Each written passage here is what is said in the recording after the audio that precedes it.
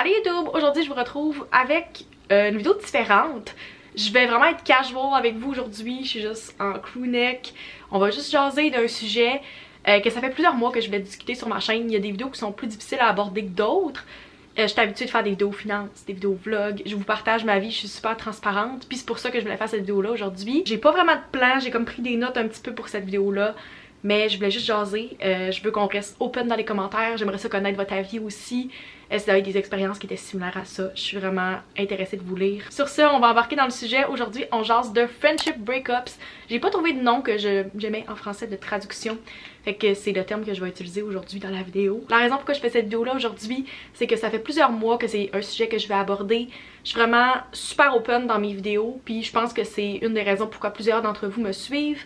Il y a des limites à avoir comme des boundaries, puis il y a des choses que je serais pas prête à partager éventuellement parce que c'est important d'avoir sa propre vie personnelle puis de garder des choses un peu plus privées, mais c'est difficile de vivre ce genre de choses-là sans du tout en parler sur YouTube. Puis peut-être que certains d'entre vous ont remarqué qu'il y a des personnes qui ont disparu de mes vidéos. J'ai reçu des questions, j'ai reçu des DM ou des suggestions de vidéos qui incluaient ces personnes-là. Il y a des choses qu'on vit en étant adulte ou en passant d'une différente phase de sa vie à une autre, mais les friendship breakups, ça arrive à tout le monde au moins une fois dans sa vie. Il y a différents types. Puis j'en ai vécu dans les derniers mois, j'ai voulu laisser la poussière retomber, je voulais pas faire cette vidéo là sous le coup de l'émotion. Si jamais vous avez une idée de qui je parle dans cette vidéo là, s'il vous plaît, allez pas envoyer de hate à des personnes sur Instagram ou peu importe, n'importe où, s'il vous plaît, faites pas ça. Je suis vraiment pas là pour bâcher des personnes aujourd'hui, je veux juste partager mon expérience. J'ai jamais vécu de break-up d'amour, mais je sais, pour avoir discuté avec plusieurs personnes puis comment je me sens, que des fois les break-up d'amitié ça peut être autant ou même plus difficile que des break-up en amour. Il y a plusieurs types de break-up comme j'ai dit, mais j'avais déjà vécu le genre que c'est plus tu t'éloignes de la personne, vous avez de moins en moins de points communs, puis c'est normal quand tu finis par exemple le secondaire ou tu passes à une autre étape de ta vie, tu peux t'éloigner des personnes. Puis c'est vraiment correct, vous restez en bons termes, mais vous êtes juste plus amis, vous arrêtez de vous parler peu à peu, puis ça se fait de façon progressive. J'avais déjà vécu ça, mais un genre de break-up drastique comme celui-là, c'est la première fois que je vivais ça dans ma vie adulte. C'est difficile de vivre ça et d'essayer de le cacher à des milliers de personnes pendant que tu vis ça, puis que t'es habitué de vlogger ta vie à toutes les semaines. Fait que je pense que j'ai quand même bien réussi à pas aborder ce sujet-là, mais il y a tellement de fois que j'aurais juste eu le goût de vous en parler. Depuis plusieurs années, je trouve qu'on entend de plus en plus le terme d'amitié toxique, puis c'est une des raisons pourquoi vous pourriez terminer une relation d'amitié, mais c'est pas seulement ça, comme j'ai dit, moi ça m'est arrivé de juste m'éloigner des personnes, puis j'ai encore full d'amour pour ces personnes-là, mais c'est juste que vous avez moins de points en commun, puis c'est correct. Puis si vous vous revoyez des années plus tard, vous allez être full friendly, mais vous restez pas en contact avec ces personnes-là. Si vous sentez qu'il y a une amitié qui est toxique dans votre vie, il y a vraiment plusieurs façons que vous pouvez le gérer, c'est vraiment selon vous, c'est votre cœur qui va vous guider comment vous devez gérer la situation. Personnellement, je savais que je voulais avoir aucun regret, puis c'est vraiment une décision qui est difficile à prendre, c'est pas quelque chose que tu prends à la légère d'une journée, dire il y a une relation qui fonctionne pas dans ma vie, puis il faut que je me sépare de ça. C'est rough, pour vrai. C'est pas parce que vous arrivez à cette étape-là que ça a été facile, il y a eu de la réflexion sûrement derrière, vous faites pas ça sur un coup de tête de terminer une relation. Moi, je savais que je voulais pas avoir aucun regret, puis je voulais pas me demander dans quelques mois, quelques années, est-ce qu'il y a quelque chose d'autre que j'aurais pu faire? Est-ce que j'ai été ouverte? Est-ce que j'ai communiqué vraiment? Je voulais pas avoir ce regret-là. Fait que c'était super important pour moi de réfléchir à comment j'allais gérer ça. Puis c'est vraiment personnel à vous, ça dépend de votre relation, ça dépend de comment vous fonctionnez, comment votre cœur va vous diriger. C'est la première fois où du jour au lendemain, j'ai dû couper des personnes drastiquement de ma vie.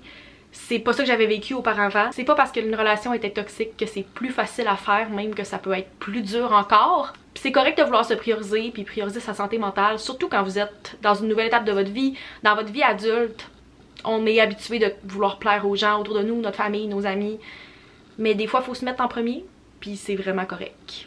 Petit reminder de ça. Pensez à vous et pas aux autres tout le temps. Si jamais vous reconnaissez dans ce que je dis, mais vous n'êtes pas encore certain, il y a quelques questions qui m'ont aidé, que je vais vous partager, que peut-être qui vont vous aider dans votre réflexion. Une amitié, c'est supposé nous remonter, nous mettre encore plus de bonne humeur, nous apporter du positif. Fait que si jamais, quand vous revenez d'être avec la personne, vous êtes avec la personne, vous vous sentez comme de la merde, vous vous sentez drainé, vous sentez que c'est pire qu'avant d'avoir été avec la personne, ça peut être un gros red flag ici. Tu sais, ça, je parle pas d'une fois, là, je parle de comme en général. Vous revenez chez vous, puis vous êtes comme, je suis plus capable, mentalement, physiquement, ça fonctionne pas.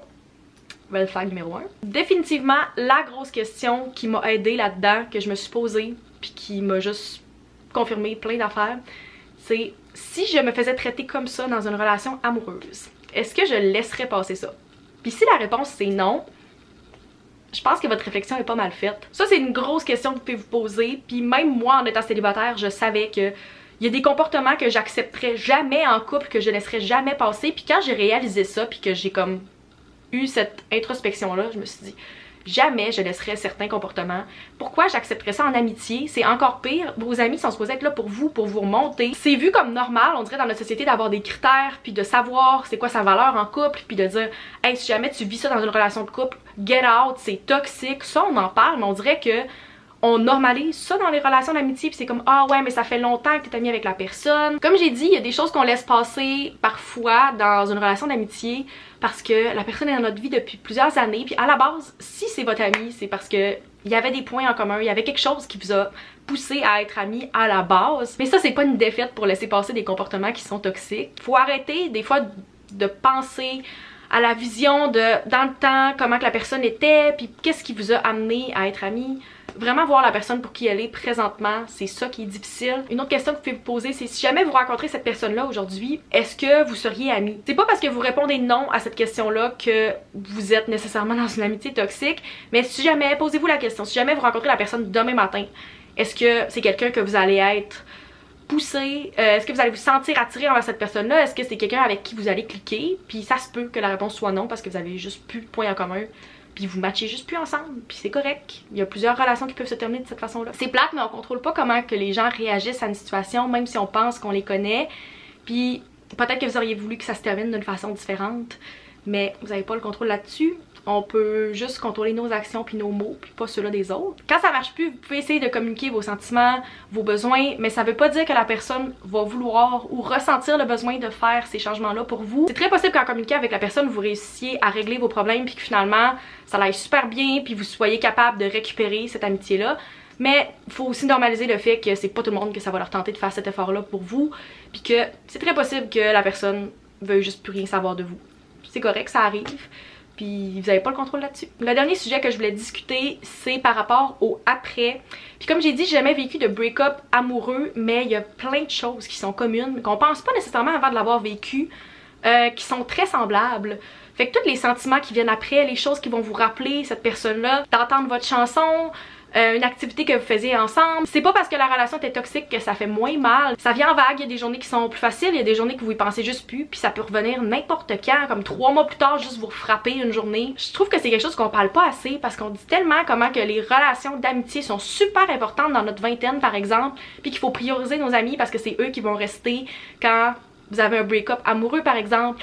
Mais on dirait qu'on n'en parle pas assez, puis c'est full normal. Tout le monde va vivre ça au moins une fois dans sa vie. Je pense qu'on reste très frileux à en parler parce que ça peut sembler comme un échec de dire hey gars, c'est plate, mais cette relation-là c'est terminé. Si jamais c'est quelque chose que vous avez vécu récemment puis que vous êtes un petit peu découragé présentement, rappelez-vous que tout arrive pour une raison.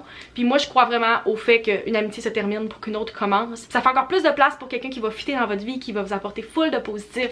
Fait que tout arrive pour une raison, puis je voulais juste terminer sur une note positive comme ça. Ça peut sembler rough présentement, mais c'est juste pour que il y a plein de choses positives qui vous arrivent bientôt. C'est tout pour la vidéo, j'espère que vous avez apprécié puis que je faisais un peu de sens. Si jamais c'est quelque chose que vous avez vécu puis vous voulez me partager votre expérience dans les commentaires ou juste vous avez des conseils pour les autres, des questions que vous pouvez vous poser pour aider cette réflexion-là, pour vrai, je laisse les commentaires ouverts. Je pense que c'est quelque chose qu'on parle pas assez dans notre vingtaine. Normaliser les friendship breakups. Fait que c'est là-dessus que je vais terminer, j'espère que vous avez apprécié puis on se retrouve dans une prochaine vidéo. Bye!